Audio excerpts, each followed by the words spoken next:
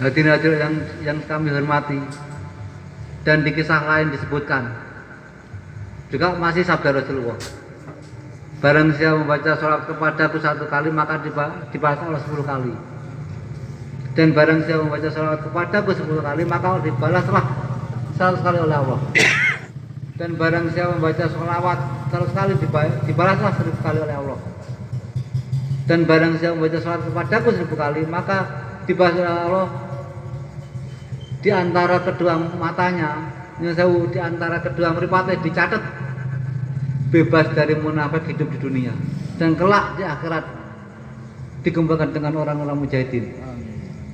Itu pada dasarnya sama dengan apa yang disabdakan yang pertama. Barang siapa membaca 10.000 kali dalam 1 hari maka tidak akan dicabut roh sebelum diajarkan surga. Sama, hanya saja beda redaksi dan mungkin beda kejadian, beda yang membawa. Pada dasarnya sama. Nah begitu fadilah sholawat. Tapi yang jelas, sekali lagi saya tegaskan, harus sesuai dengan Bahyai. Ikut siapapun nggak masalah, tapi harus sesuai dengan Bahyai, dan jangan mengucilkan satu di antara lain. Jangan merasa lebih baik. Kalau kita ingin diakui Bahyai, kenapa saya mengatakan demikian? Karena Bahyai dawuh dan bertanya, sanggupkah hadirin menjadi wakil-wakil saya? Sanggup, semua nangis. Saya tahu, dan saya waktu itu masih SMA, kalau nggak kuliah. Terus mana sanggupannya itu? Saya harapkan mulai saat ini, marilah kita bersama-sama berjalan dalam perjuangan suci ini. Dan dalam perjuangan janganlah mengucilkan seseorang, apalagi menyakiti. Dan beliau kita rugi kalau mengucilkan seseorang, kita rugi kalau menyakiti seseorang. Dan beliau sudah jelas, kita khawatirkan jangan-jangan yang kita sakiti kasih, bahkan kita di akhirat tidak mampu menahan, berjalannya tidak mampu.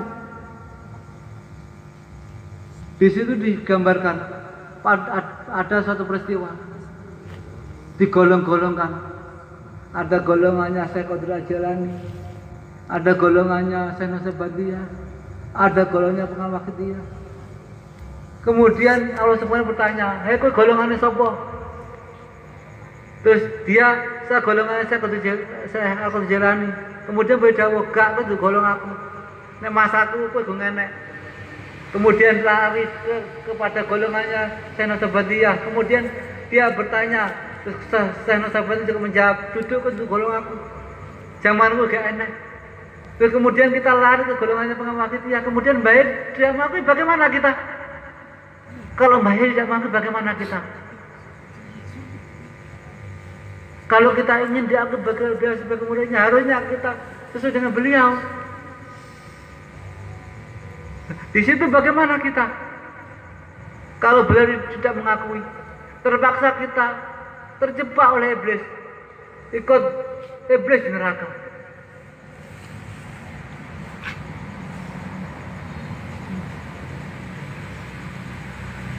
Dan dalam perjuangan suci tidak ada menuduh, tidak ada menunjukkan seseorang, tidak ada. Kata Allah, barang siapa memakai salah satu jubahku akan aku lempar ke neraka jahanam.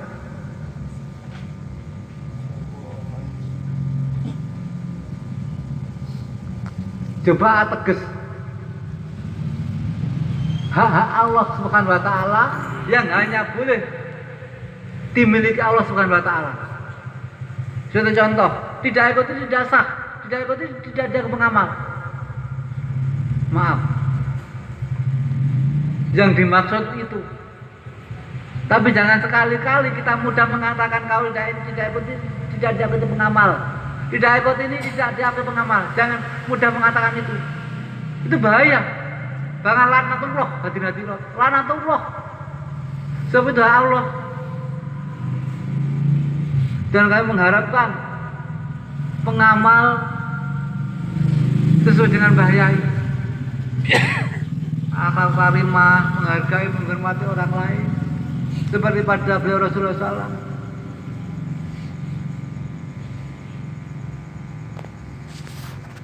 Hadirin yang kami hormati.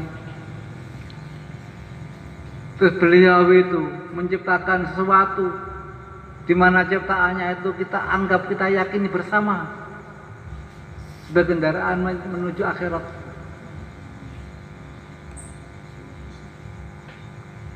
Di mana kendaraan beliau adalah sholawat dan ajarannya. Jadi pada intinya beliau menciptakan sholawat dia itu bukan untuk organisasi. Maaf. Beliau menciptakan sholawat dia bukan untuk seseorang yang harus diikuti kita. Beliau menciptakan sholawat dia untuk menyelamatkan umat, untuk menjadikan umat bahagia dunia wa akhirah, untuk mengajak umat biar menjadi akhlak karimah. Beliau menciptakan sawakitiyah untuk mencari syafaat Rasulullah bagi pengamalnya, tidak untuk organisasi, maaf, tidak pula untuk seseorang.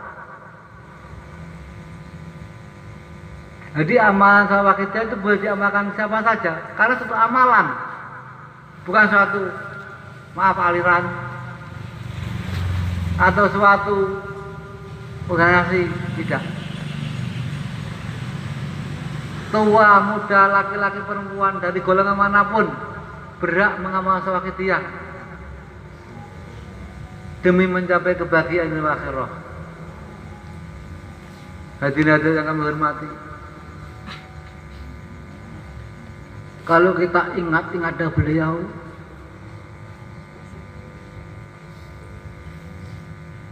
yang paling jelas jangan dianggap sepi. Siksa neraka itu berat dan natira. Kalau kita mendengar siksa kubur pun kita langsung mati dadak, beliau itu. Maka dari itu marilah bersungguh-sungguh dalam menjalani kehidupan ini, bersungguh-sungguh dalam menjalankan perjuangan suci ini, bersungguh-sungguh dalam membimbing, mendidik anak istri diarahkan kepada pengamal yang sempurna. Jangan sampai kita memperhatikan tetangga, memperhatikan kawan-kawan, tapi anak istri kita tidur, jangan sampai. Kalau dihubungkan dengan Sayyidina Ali, kata Sayyidina Ali gini, 1 dirham untuk keluarga lebih baik daripada 1000 dirham untuk fisabilillah. Oleh karena itu marilah dalam perjuangan suci ini yang kita dahulukan keluarga kita, kemudian masyarakat. Kenapa demikian? Itu juga tuntunan beliau. Sehubungan dengan setiap pengamal harus menjadi pejuang, setiap pejuang harus menjadi penyiar, kan itu. Jadi setiap pengamal wakitnya harus menjadi pejuang, setiap pejuang harus menjadi penyiar. Nah di sini kita kaji dulu satu persatu. Apa yang dimaksud perjuangan, apa yang dimaksud pejuang, apa yang dimaksud penyiar, apa yang disebut penyiaran. Nah sekarang pejuang. Setiap pengamal harus menjadi pejuang. Apa yang dimaksud pejuang? Pejuang itu orang yang melakukan. Penyiar, orang yang melakukan. Terus apa yang dilakukan? Kalau kita pejuang, ya perjuangan. Perjuangan sawakitiyah dan ajarannya. Jadi perjuangan sawakitiyah dan ajarannya itu pengertiannya melakoni sesuatu, melakukan sesuatu untuk menyelamatkan diri kita, keluarga kita, di samping umat masyarakat dari hancurnya moral, dijadikan golongan orang yang mengaustakan Allah Subhanahu wa taala atau mentauhid Allah Subhanahu wa taala melalui makrifat billah, marbil, yaitu makrifat billah. Di mana wakitiyah itu makrifat billah, sholawat billah, Sholawat yang mengacu ke dalam makrifat, yang mengacu ke dalam tatanan hati. Mari bilang. Jadi pengertian perjuangan itu tadi melakukan sesuatu untuk menyelamatkan diri kita, keluarga kita, di samping umat masyarakat, dijadikan golongan orang yang mengesahkan Allah Subhanahu wa taala. Itu perjuangan. Sedangkan penyiaran menyebarluaskan suatu cara untuk menjadi golongan orang yang mengesahkan Allah Subhanahu wa taala kepada khalayak ramai. Jadi setiap pengamal harus berjuang. Setiap pengamal harus menjadi berjuang, setiap pejuang harus menjadi penyiar. Artinya setiap pengamal harus menyelamatkan dirinya sendiri, menyelamatkan keluarganya, di samping umat masyarakat dari hancurnya moral, dijadikan golongan orang yang mengesahkan Allah Subhanahu wa taala. Di samping itu, setiap pengamal juga harus menyebarluaskan suatu cara menjadi golongan orang yang mengesahkan Allah Subhanahu wa taala, atau menyebarluaskan sholawat dia dan ajarannya di situ. Jadi mulai saat ini marilah kita bersama-sama berjuang bersama-sama,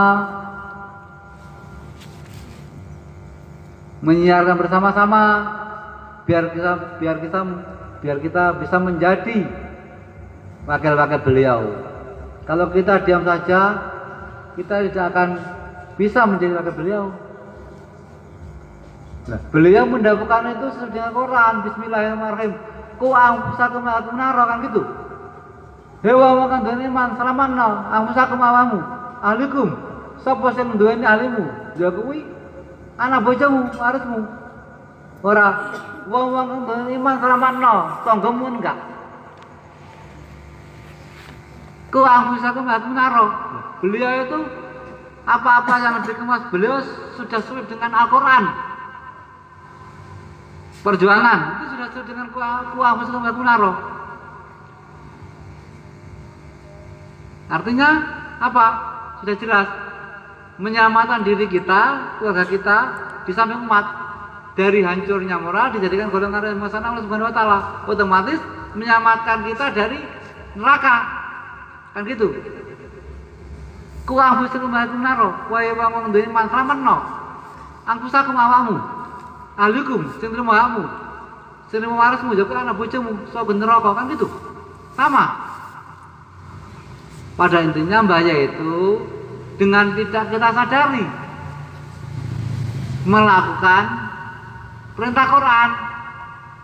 Kita tidak menyadari sebenarnya itu melakukan perintah Quran. Quran wakil Allah, firman Allah Subhanahu wa taala di situ. Kenapa Allah memilih orang-orang seperti itu? Memilih beliau juga dalam rangka menyelamatkan hamba-hamba yang taat kepada Subhanahu wa taala.